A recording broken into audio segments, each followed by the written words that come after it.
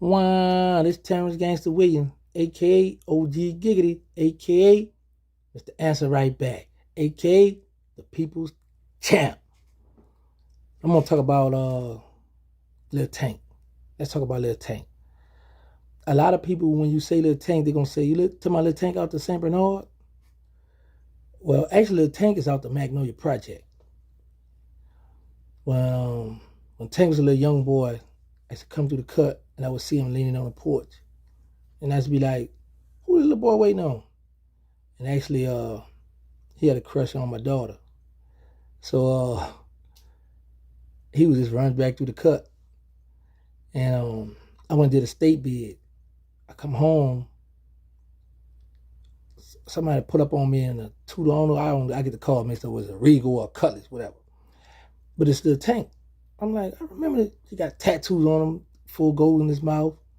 Man, what's up? I'm like, man, bring me on Canal Street. He bring me on Canal Street. So now we talk. He's like, yeah, man, I'm into all kind of stuff now. I'm like, yeah, I've been in St. Bernard now. Oh, okay. Now, let me rewind. Lil Tank was young, like 13 years old, something like that. And in the project, in the courtyard, shooting dice. And a guy, he's still living to this day, he robbed Lil Tank. Now, when we were at a war with the Gotti boys out the Melf, Tank wanted to come. I want to come. And a lot of Douglas went, nah, man, you a little boy, stay back here, watch out. No, you can't come. Dooney was like, hey, you won't come here. Put a little 22 machine gun in his hand. Right after he got robbed, he started going by his father's family in the St. Bernard. So that's when people started saying, oh, Lil Tank out the St. Bernard. Now, Lil Tank would still come uptown in the Magnolia Project because that's where he's from. He had a 9mm with a clip hanging out of it.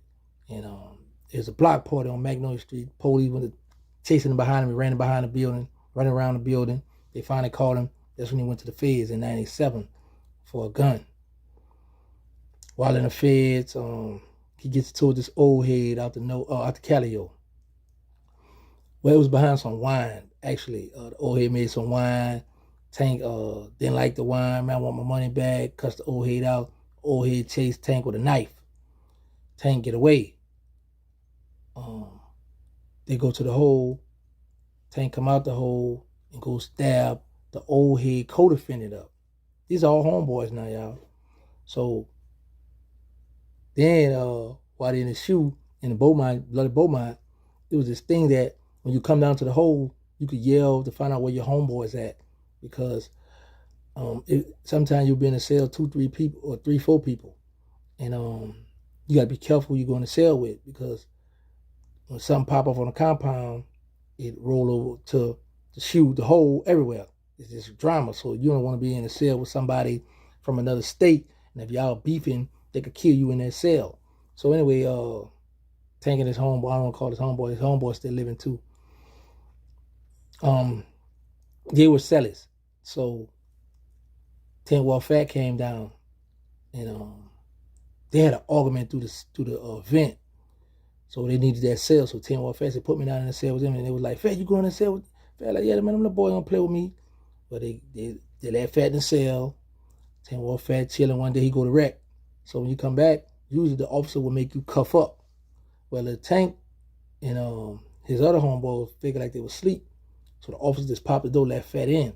So when Fat come in with the handcuffs, Tank them jump up, they attack Fat, cut him with the razor on his face, little cut on his face. Wasn't too bad. Fat make it out of it.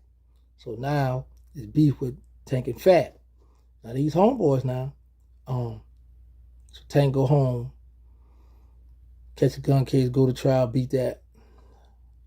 Now Tank riding around in the car with a gun. It's allegedly he was following this certain person that he was supposed to be taking a hit. Somebody called us, the state trooper, the police got behind him, whatever. They get in a shootout. Allegedly, he shot the cop in the arm, whatever. He jumped out the car, tried to run. Cop shot him in the back or his leg or something. He fell. And, he had been going to jail so much, so I guess he was like, I'm not about to go back to jail. So he shot himself in the head. It's on. You can look it up on the internet. It'll show you him jumping out the car kept rolling, shooting. You hear that. You'll see when he fell. You'll see his head jack. You hit a shot. Now, one of the family members, think that the police shot him. I mean, like I said, you can look it up online and you can see it for yourself what happened with the situation. I'm only speaking on Tank because the homie brought his name up, and I was like, this was a legend from New Orleans. Hit the little man hit the Napoleon complex. So, but he was for sure a stepper. A lot of people know him. He known in that city. But like I say, when you say Lil Tank, you're gonna say you talking about Lil Tank out of St. Bernard. Actually, Tank is related to Dana. She didn't want to talk about that. We didn't want to talk about that. But, I was like, you know what? Certain people need to be known. People need to know who this person was, who that person was. Because certain people left marks in that city. And the Tank was one that was all through the federal penitentiaries. A lot of people love him. They rock with him. He was a straight gangster. He's deceased now. He took his own life, so he didn't want to go back to prison. That was a tough one there, but that's what he did. That's a choice he decided to make, and he pulled that trigger. But like I say, if you don't believe me, go ahead and Google it, look it up, and you'll see the whole situation of what went down with that.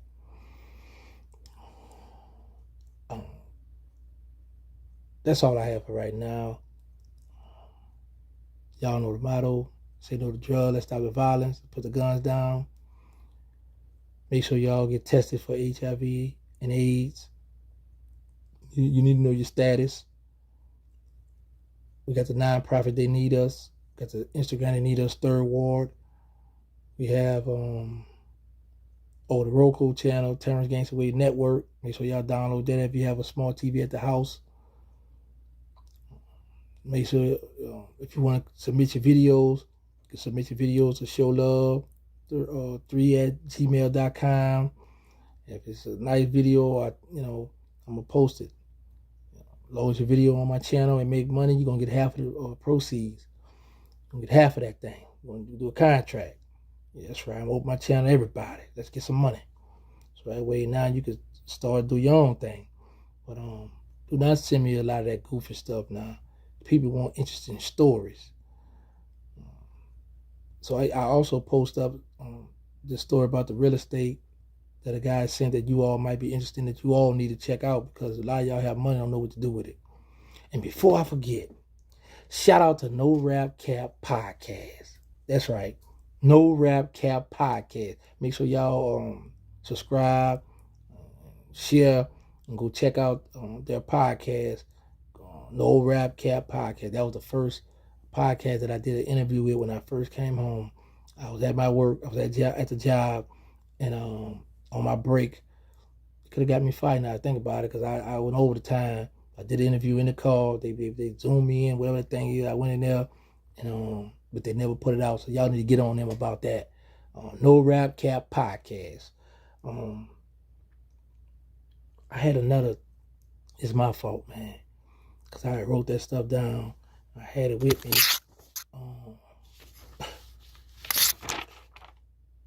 I got it right here, y'all. Yeah, I got to take these things off. He was a gift. Shout out to Greg, the barber. He used to cut hair on Ferret Street, Ferret and Valence, before Hurricane Katrina.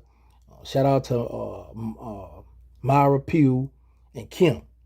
Yeah, I got it, y'all. Wow, I'm out now.